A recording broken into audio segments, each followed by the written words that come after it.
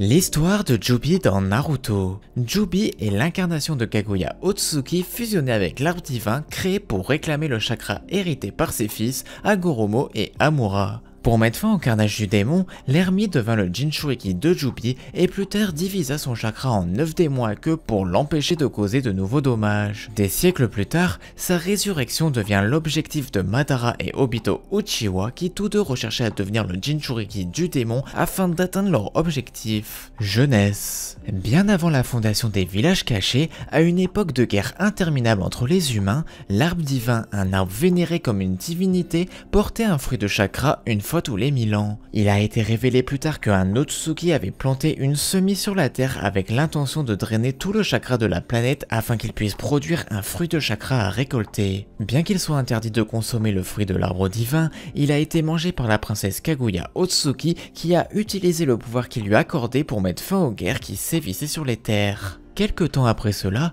Kaguya a donné naissance à 2 fils qui sont devenus les premières personnes nées avec le chakra. Plus tard, décidant que le chakra de ses enfants lui appartenait à juste titre, Kaguya s'est associé à l'arbre divin pour devenir le démon Adike lui-même, qui ont ravagé la terre dans une bataille continue avec ses enfants. Cependant, parce que les véritables motivations de Kaguya n'ont pas été réalisées, on a plutôt cru que l'arbre divin lui-même avait pris la forme d'un monstre dans une tentative de regagner le chakra que Kaguya avait volé. Dans la confrontation finale entre le démon Adike et les fils de Kaguya, Hagoromo et Amura, les deux ont réussi à sceller la bête dans ce qui allait devenir la lune. Son chakra a été scellé séparément au sein de Hagoromo et fait de lui le premier Jinchuriki. Cet acte ainsi que de nombreuses autres grandes actions tout au long de sa vie ont permis à Hagoromo de devenir vénéré comme le sage des 6 chemins. Cependant, sachant que sa mort relâcherait le démon Adike dans le monde pour continuer son déchaînement et récupérer le chakra qu'il avait répandu parmi l'humanité, Hagoromo sépara le chakra du monstre de son corps et utilisa sa technique de création de toutes choses pour créer les 9 démons à queue.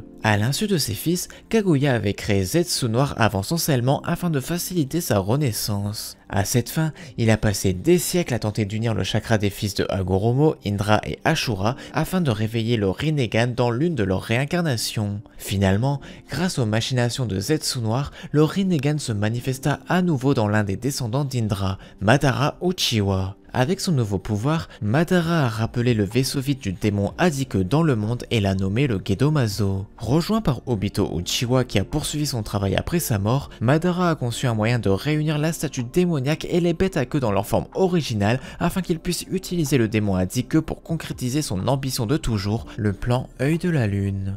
4ème Grande Guerre Ninja. Lors de son combat contre Naruto, Killer Bee, Kakashi et Gai, Tobi prétendit pouvoir ressusciter Jubi d'ici peu, malgré le fait qu'il ne possédait qu'une partie du chakra des 2 démons manquants. Peu après, Hashibi et Kyuubi utilisèrent l'orbe des démons à queue pour tenter de détruire la statue du Gedomazo, sans succès. Jubi finit par ressusciter sous les yeux des combattants. Tobi, qui était en réalité Obito et Madara, se placèrent sur la tête de Jubi et se connectèrent avec lui pour diriger ses mouvements. Obito voulut exécuter le plan Œil de la Lune, mais Madara voulut tester la puissance de Jubi. Naruto, Kurama, Bee, Gyuki, Gai et Kakashi discutèrent d'une stratégie à adopter, mais Jubi les chargea et les envoya valser. Kurama et Gyuki se redressèrent et lancèrent une pluie d'orbes des démons à queue mais sans effet sur Jubi car il les anéantit tous avec un laser d'orbes des démons à queue. Naruto et Kakashi en profitèrent pour sauter au-dessus de Jubi et Kakashi fit sortir Gyuki de la dimension du Kamui. Gyuki lança une orbe des démons à queue sur Jubi, mais Jubi la repoussa d'une pichenette. Gyuki encaissa sa propre orbe des démons à queue et Naruto sauva Kakashi et encaissa une queue de Jubi.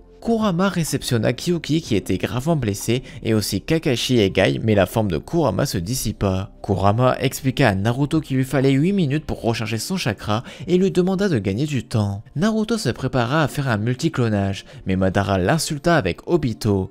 Madara décida d'en finir et Jubi chargea son tir et le lança. Obito se fit manipuler par Ino et un autre membre du clan Yamanaka, ce qui dévia l'orbe des témoins à queue de quelques mètres et permit de sauver Naruto, Kakashi, Gai et Killer Bee du tir. L'alliance Shinobi arriva ensuite et après que Naruto et Obito discutèrent, l'alliance Shinobi chargea sur Jubi en suivant les ordres de Shikamaru et en utilisant toutes les capacités des différents villages, ils emprisonnèrent Jubi. Les shinobi se jetèrent ensuite sur Obito et Madara en profitant de l'immobilité de Jubi, mais celui-ci parvint à se libérer. Obito et Madara lui font prendre une autre forme bien plus puissante qui était probablement celle que le Rikudo Sennin avait affrontée. Les cellules de Hashirama permirent à Obito et Madara de contrôler ce nouveau Jubi. Celui-ci testa ses capacités sur un village, l'anéantissant totalement. Puis, il dirigea sa prochaine attaque vers le quartier général de l'Alliance Shinobi et personne ne semble en avoir réchappé. Obito utilisa alors Jubi comme moyen pour utiliser sa technique Mokuton, technique de l'Alliance rhizomique,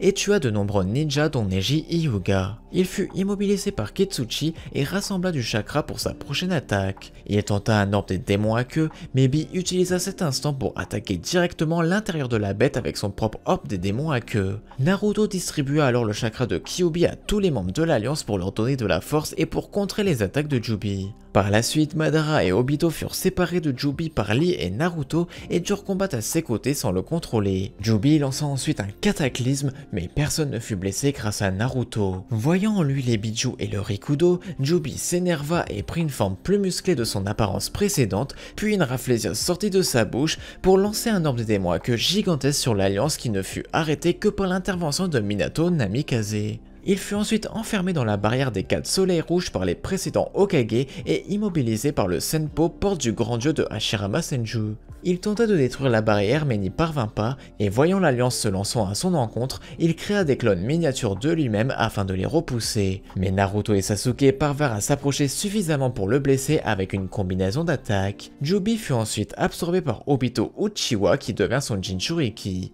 Jubi tenta d'imposer son esprit à Obito, mais après un combat intérieur, Obito reprit ses esprits. Après avoir combattu Naruto, Tobirama, Sasuke et Minato, Obito invoqua Jubi pour le transformer en arbre divin dans le but de lancer les arcanes lunaires infinis. Jubi fut ensuite libéré lorsque Kaguya Otsutsuki perdit le contrôle des bijou, puis fut scellé par Naruto et Sasuke avec l'astre de Rikudo. Et voilà, c'est tout pour cette vidéo, j'espère que cette vidéo vous a plu, c'était Scarecrow, je vous dis à la prochaine, bye bye.